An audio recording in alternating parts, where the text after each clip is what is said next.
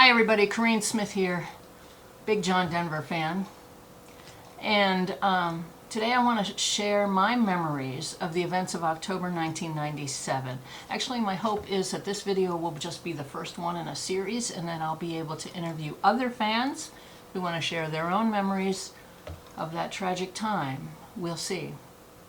If you watch my chronological reviews of John's albums here on YouTube, then you already know about my fandom. I got into John's music when I was in high school in the early 1970s. The Rocky Mountain High album sealed the deal for me. And I was into nature and the environment too. I mean, I was in Girl Scouts for 14 years. And when circumstances allowed me to do it, in 1992 I joined John's WinStar Foundation.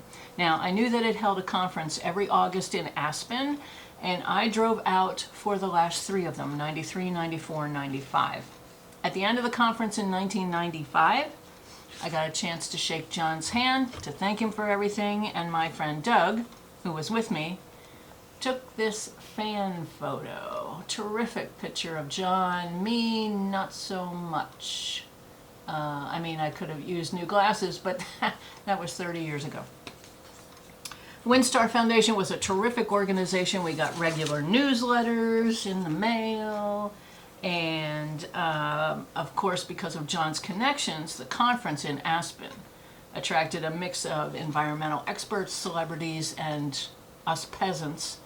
We could mingle with them over our boxed lunches on the lawn. It was great. I got to see important and famous people speak, like David Brower of the Sierra Club, like Jay Hare of the National Wildlife Federation, Canadian author and activist David Suzuki, Catherine Mead Bateson, daughter of Margaret Mead and Gregory Bateson, and Jean-Michel Cousteau. And at the 1995 conference, I chatted with actor Dennis Weaver. My friend Doug gave directions to Kenny Loggins. It was all very cool. And we all had a shared purpose in being there to improve the environmental conditions of the planet, to be inspired by this gathering, to go out and share our good and sometimes new knowledge with others. It was an empowering experience on many levels. So I got a chance to contribute something additionally worthwhile and fun just before the 1994 conference. A few months earlier, the foundation announced in a newsletter that it was looking for somebody to organize the foundation library. Me. I was a librarian. I knew how to do that. Maybe I was the only one who volunteered for the job. So when I drove out to Colorado from Pennsylvania that year, that August in 1994, I had my big Macintosh Performer computer sitting on the back seat. I had asked the office manager to have somebody write down the book titles and authors for me ahead of time so I get the list beforehand so that I knew what to expect, so I could do some of the cataloging before I even got out there. So I already had spine labels printed out. I had a full shelf list printed in a Word document, brought everything with me. When I got there, the manager showed me the collection, which filled a small room in the headquarters building in Snowmass at the time, and she said, "Oh, and there's an extra box in the corner that John's assistant Stephanie, I think it was Stephanie,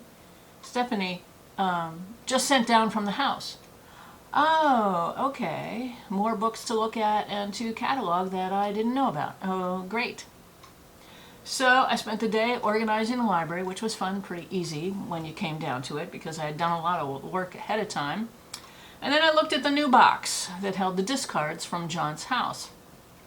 And I got a lesson in what it means to be famous and what it means to have adoring fans, because these were mostly random books sent to John from fans. Some of them still had the fan letters tucked inside them, saying something like, "You and your music have inspired me all my life. Here's my first book of published poetry. I hope you enjoy it." And I knew what that felt like.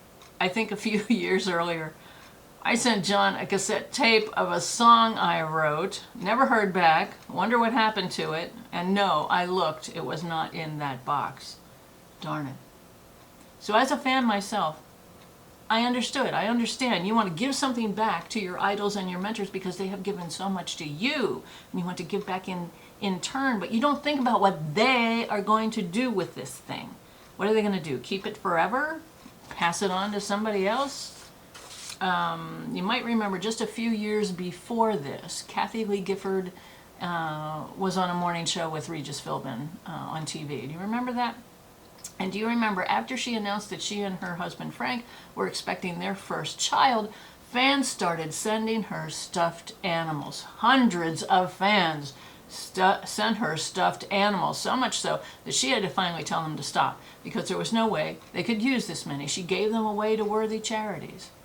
We fans just don't think. But it's not just fans. Also in this box was a coffee table book, photographic coffee table book, that was the history of a specific military base located somewhere in the middle of the United States. Don't remember which one it was. I didn't think it was any one that John's father had been stationed at. So why was it here? And then I kind of remembered that John had done a concert at a military base, maybe more than once. Maybe this was the base. And maybe the organizers said, gee, John, thanks for performing for us. Here's a book about our base. Oh, thank you, great. Now what's he going to do with it?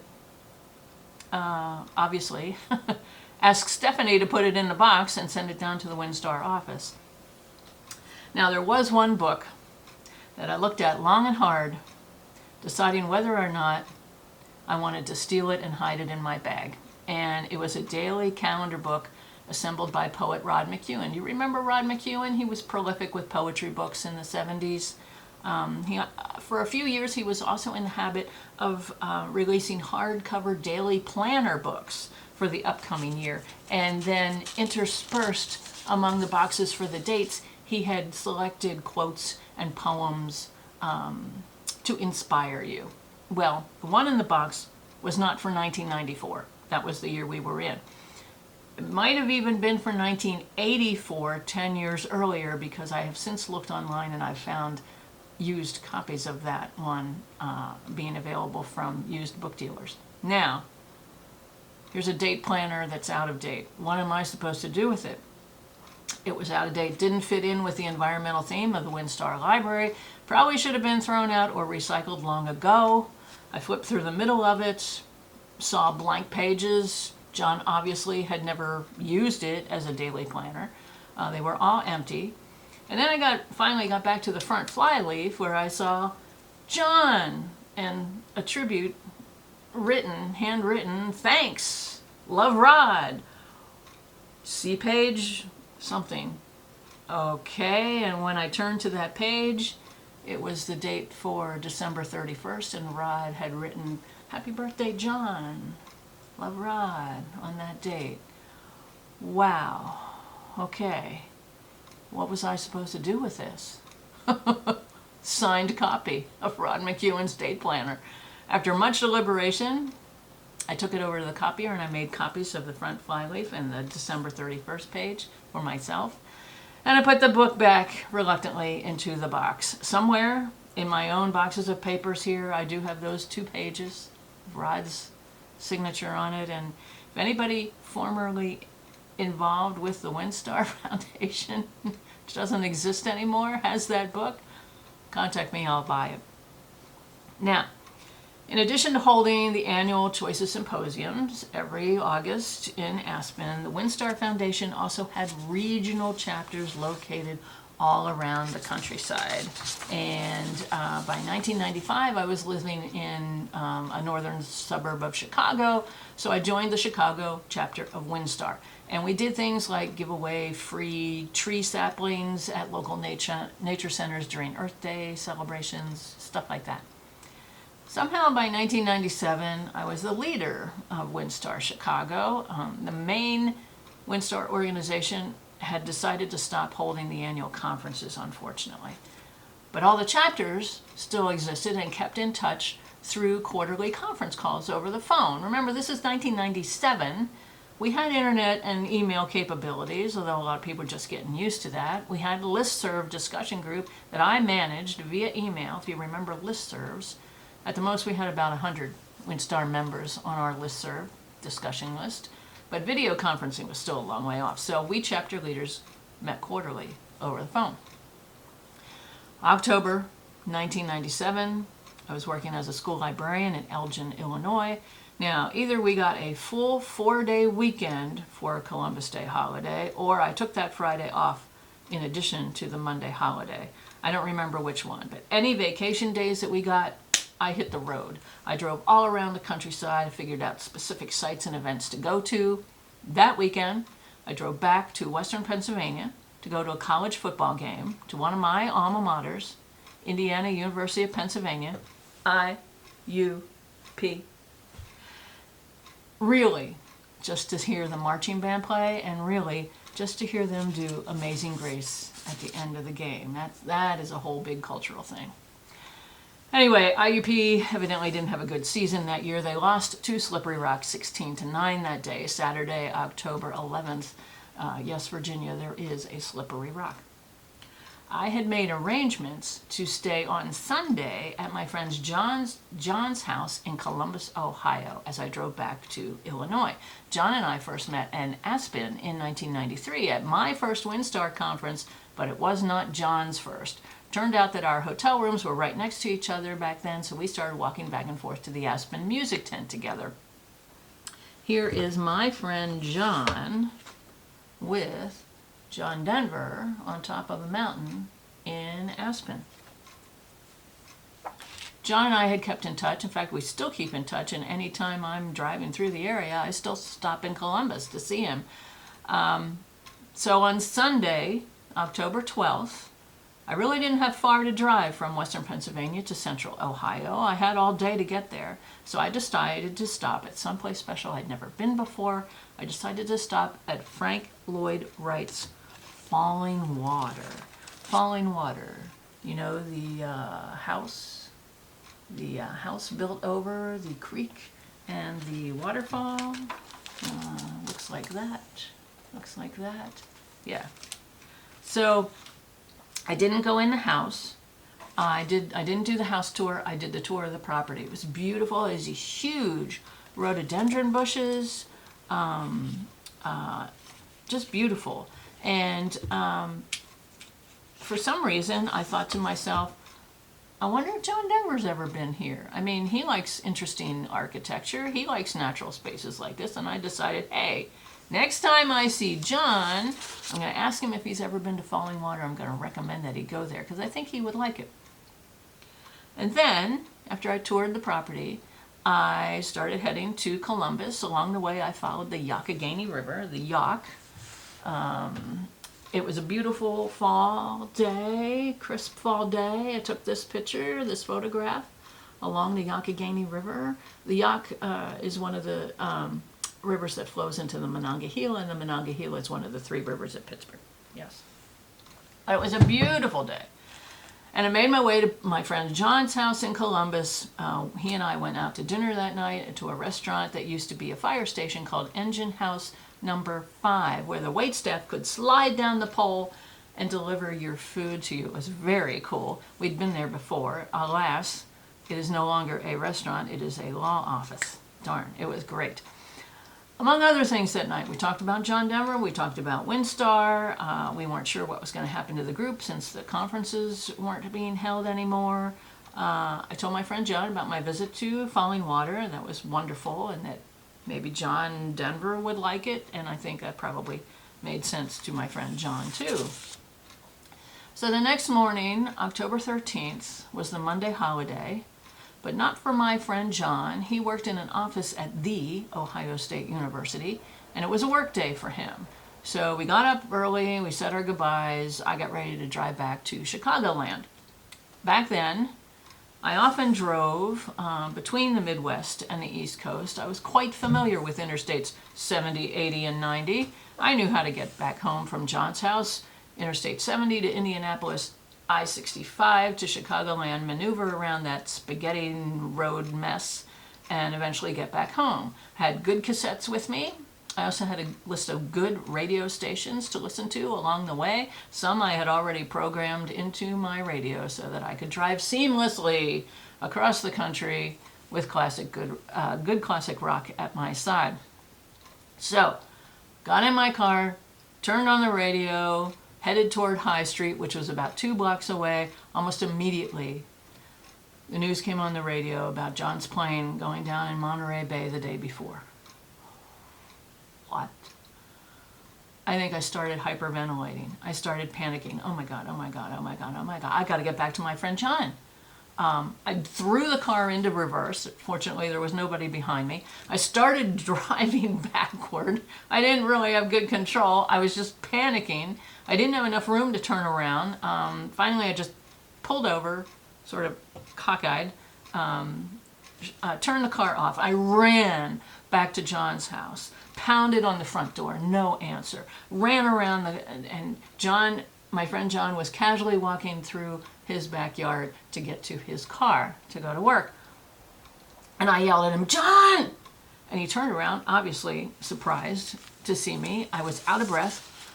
I was hyperventilating. I told him what I had heard on the radio. And we just looked at each other, stunned. I don't think it had ever occurred to either one of us that there would come a time when we didn't have John Denver in our lives, and that he would be an important part of it. I mean, we weren't friends with him. He didn't know us, but we felt connected to John and to his missions. And after maybe a minute of processing this, my friend John said, "Well, that's the end of WinStar." And I said, "Yeah." And we just looked at each other. The end of WinStar? What could that mean? How could that be? How did that happen? We were just in shock. John pointed back at the house and he asked me if I wanted to stay to maybe watch TV and watch the news, and I said, "Nope, I gotta get back home." And he had to go to work. So we hugged again, we said goodbye again. I walked back to the car. This time when I started it, I did not turn on the radio. I did not pop in any cassettes. Got on Interstate 70 and I drove back to Northern Illinois in total silence. Well, not really total silence, because I sobbed the whole way home, which was what, 6, 7, 8 hours, depending on how much traffic there was around Chicago. Yeah. And I figured since it was less than 24 hours since the plane went down, then maybe John still hanging around. So in between sobs, I took the opportunity to thank him for everything. Thank him for as much as I could think of, as much as I wanted to ever say to him, if I ever got to see him again. Just anything that I could think of. I probably told him about Falling Water. I mean, if he could now go anywhere and do anything, Falling Water would be a great place to go or to start. So I sobbed. I talked to John. I was a mess the whole way back home for hours. As I remember it, it was a cloudy day in the Midwest that day. Maybe it rained a little bit off and on, but mostly it was a gray day, which was appropriate enough for my gray and somber mood. Something else that I usually do when I drive, long distances especially, is to look for hawks. Either flying or sitting stately in trees, looking down, trying to see if there's any scurrying rodents down there in the underbrush, or just sitting in the trees, napping or looking around. I used to like to keep track of how many hawks I saw during any journey. I used to have a little pad and pen down under the dash, little tick marks for how many hawks I saw. But on Monday, October 13th, 1997, on my drive from Columbus through Indiana into Illinois, I did not see any hawks. I didn't see any. Of course, I may have been distracted and maybe my vision was blurred by tears, which I drove through too, anyway. It only dawned on me later that I hadn't seen any hawks at all, which was unusual both for them and for me. Later on, when I mentioned this phenomenon to one of my friends, my John Denver friends, Bill, one of my John Denver friends, who also happened to be a singer-songwriter himself, Bill wrote a tribute song to John called "A Day No Hawks Would Fly." And whenever he wanted to perform it for me, I said no. I couldn't handle it. Weeks, months, years have gone by, I always said no, and Bill and I have lost touch. So I've never heard Bill's song. Maybe some of you have. I just can't do it. A day no hawks would fly.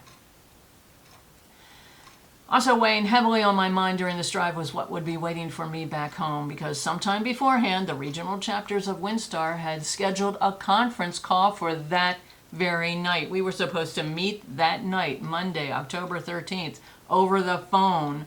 So I had to get ready for that. Oh my God, oh my God, oh my God. What were we going to say? What were we going to do?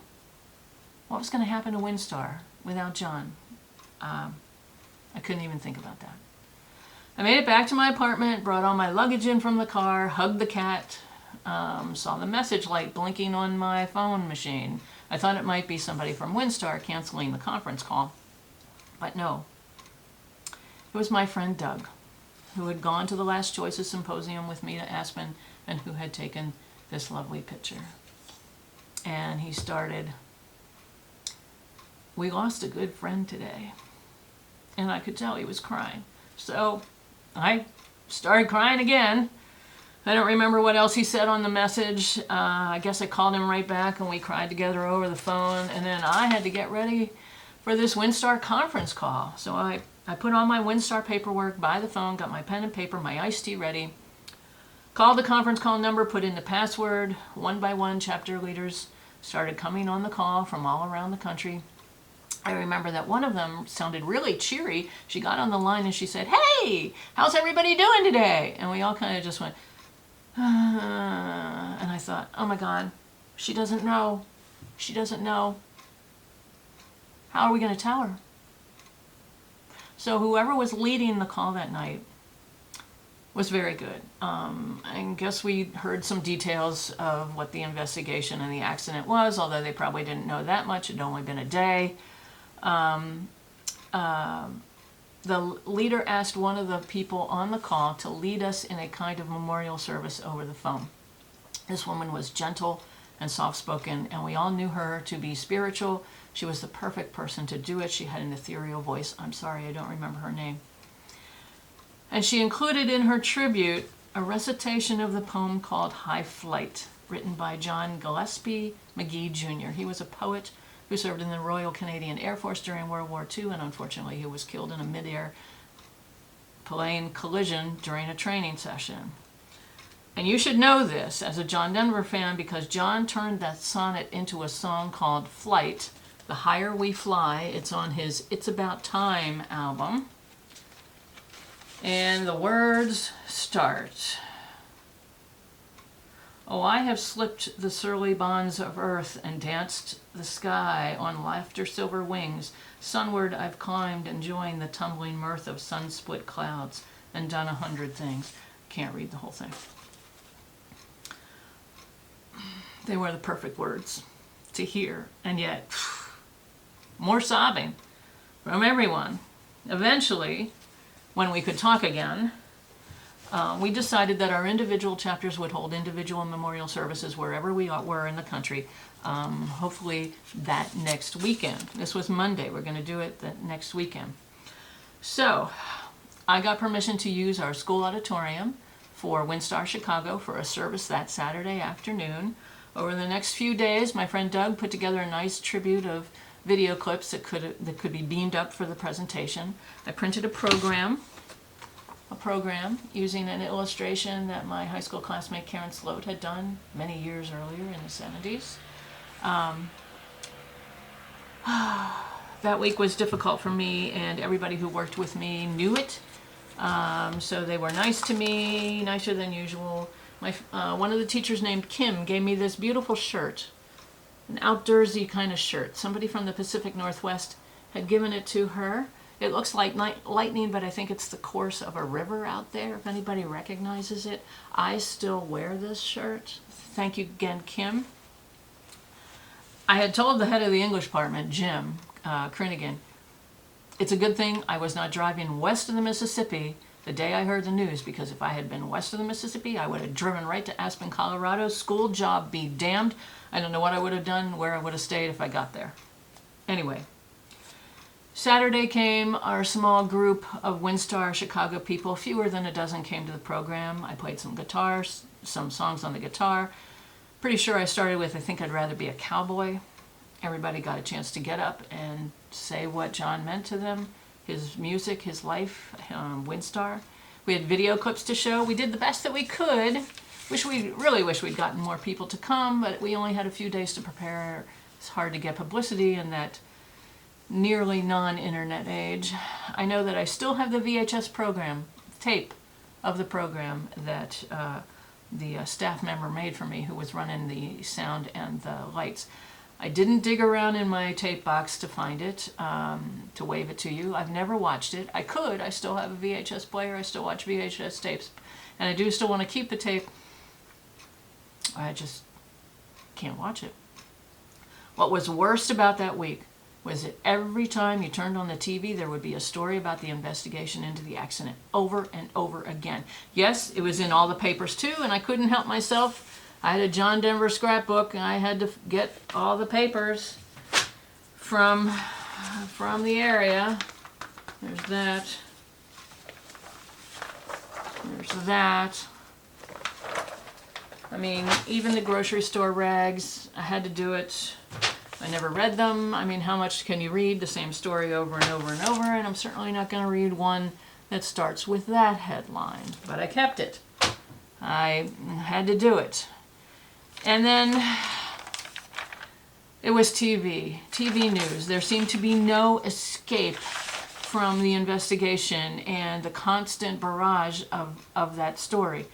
And obviously, WinStar Foundation had donated still photos and video clips of John to the local networks, One of the clips was from the Last Choices Symposium in 1995, and John was on the stage facing us. The camera was behind him, so the camera was looking at his back and to the audience beyond. And right there, in the third row, on the aisle, I could see my friend Doug and me. The images were fuzzy and blurry, but I knew where we were sitting and I knew what our silhouettes looked like. So there I was, coincidentally, pictured in this final broadcast tribute to one of my idols and mentors, being shown over and over and over again on TV as the investigators tried to figure out what had happened to the plane. In a way, this would be a devoted fan's dream, to be that connected publicly, but no, it was painful. It never ended. And it didn't change anything. John was gone. I mean, I'd love to claim that I was friends with John. Truth is, I got to shake hands with him twice. I got to thank him twice in person. Got to be in a bunch of the same places at the same time, breathing the same air from a whole bunch of different concerts and from the two conferences that he was at in Aspen. I got the chance to catalog his foundation library and look through the extra box of books that he had sent down from the house. And yet, there I was in those tributes that millions of people around the world were seeing. I had to smack the TV off. It was just too much. And it was too much to start listening to John's music again. I think I lasted at least most of the next year, never listening to any of the albums, not even my favorites, not in my car, not in the stereo in my apartment. And if I was in the grocery store and a song came on, I got out of there as soon as I could. And if a store clerk had the audacity to quip to me automatically, "Have a nice day," I had the urge to grab them by the collars, shove them around a little bit and say, "I'm not going to have a nice day. Don't you know what happened?" I didn't do it, but I really wanted to. I have more to say, and I have to save it for another time. Those are my immediate memories of October 1997. What are your stories about that terrible time? What are your stories about being a John Denver fan? We would love to hear it. And I'm up for interviewing people in person, especially in New England and the Northeast. Let's share. I think we found common ground. I've heard other people say that they were devastated and then they found a group that had a service that weekend. So it was more than just me. So my email address, if you want to contact me, is my name as it appears below, first name, middle, initial, last name @gmail.com. all smacked together @gmail.com. Contact me if you're up for a recorded interview, and I will continue my follow-up for another time. I'm Corinne Smith. Thanks for watching, listening to me vent. Now let's all go and listen to our very favorite John Denver songs.